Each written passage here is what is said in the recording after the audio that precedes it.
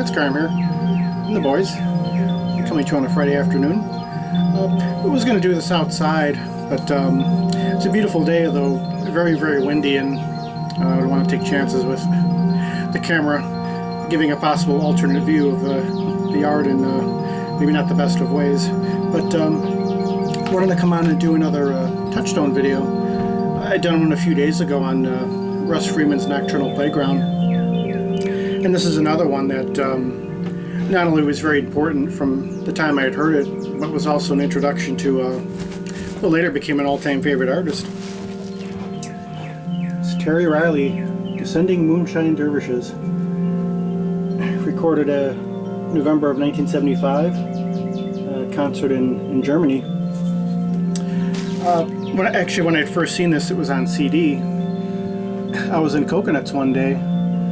It was the tail end of '94, and excuse me, this is in the New Age section, which is usually the section then as now that I would be scouring.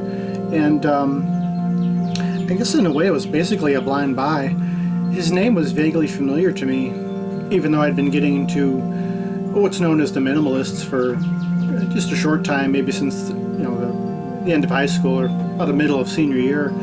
I heard Philip Glass's music for the first time, and I was hearing a little bit of Steve Reich.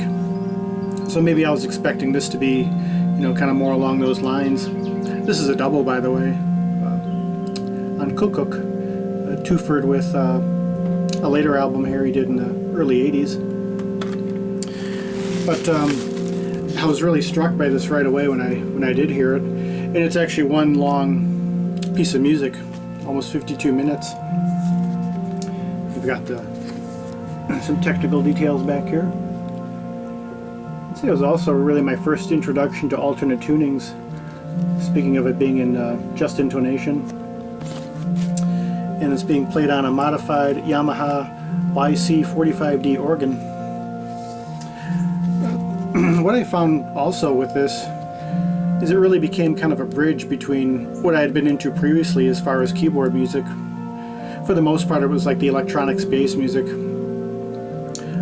kind of in the ambient realm, the early, getting into Tangerine Dream and Klaus Schulze and Evangelos, of course, and Steve Roach, and just the more kind of steady state stuff, and just getting into the 20th century classical, even the more complex, difficult stuff like serial music, Schoenberg and Webern and all kinds of things.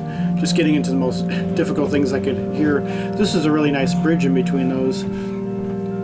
And even over the years, I mean, as much as I enjoy this album and it's so important to me throughout the years, I wouldn't say it's my particular favorite. Persian Surgery Dervishes, which came before this, is still my all-time favorite. And it's interesting, throughout that decade during the 70s, when Terry was exploring the solo keyboard work, solo organ, it seemed like it got increasingly multi-layered and complex, overlayering in real time during live performances. It seemed maybe a little more simplified in Persian Surgery Dervishes. And then you have an album like Shri Camel, which I think came out in 1980, which is quite complex and multi-layered. There's a lot of things going on at once, and this kind of catches them right in the middle of that, from a technical standpoint. But also in some ways it's one of his more spacey as well as abstract, for lack of a better word, albums that I remember, proper albums that I remember hearing. But at the time hearing this, though, it was so, in a way it was revelatory, because again it kind of tied together so much of what I had been listening to up to that point with what I would eventually hear in a lot of other artists too, solo artists who were exploring the limits of their instrument, in various ways. One particular memory that pops up always comes to me, from the time I'd first had this. I'd actually put this on cassette, which I did with a lot of albums, whether they were vinyl or CD. I always put them on cassette. I think because the car I had at the time had a cassette player, and I was still listening to my Walkman a lot. So I think I put this on one side of the tape, like a 120-minute tape, and another album on the other side, or it might have been the second album here. And I was going to school at the time, going to a local community college, and I would listen to it in between classes. And I actually ran into a fellow who I'd known from grade school.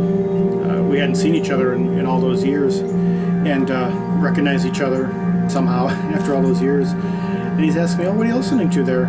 So I took off my headphones and had him listen to it. And I don't know what he was expecting, but I'm sure it wasn't that. What's what you're hearing here in the background. So, kind of it's a way to get reacquainted with someone after all that time is share some of that music. But even after all these years, I still enjoy this very much. Even though again it isn't my personal favorite of his. It just brings me back to that time, and I'd say it was a pretty good introduction to his music. With again being that kind of bridging between.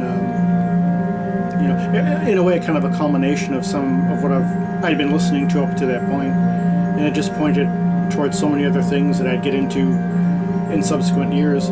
Also with jazz and free improv, being that this is largely improvised. I think he would start with like a bare bones theme and just expand upon it. Also very influenced by Eastern Indian music. That kind of modal, just starting from someplace and just going a lot of really fascinating directions. Always found this poem really intriguing too.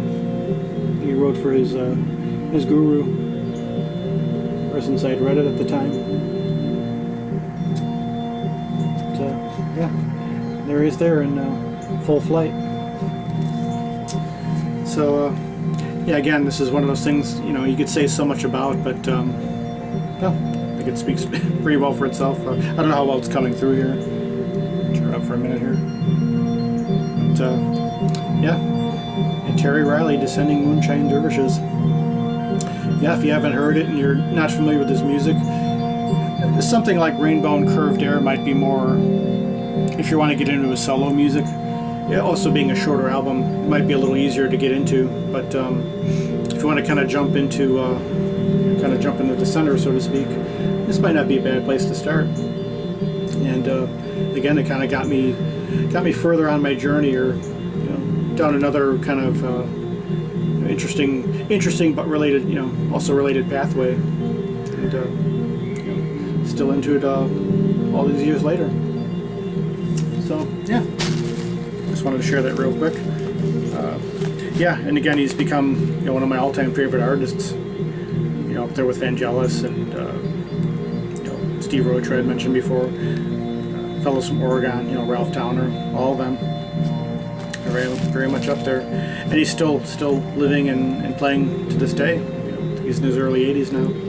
But, so well worth checking out if you're not familiar. So do it for this time around. I'll try to get back on after the weekend if I can. Got a few other things lined up that hopefully I get around to. So I hope you're all doing well, and it's pleasant where you're at. From the boys and I. Till the next one. Peace, love, and joy.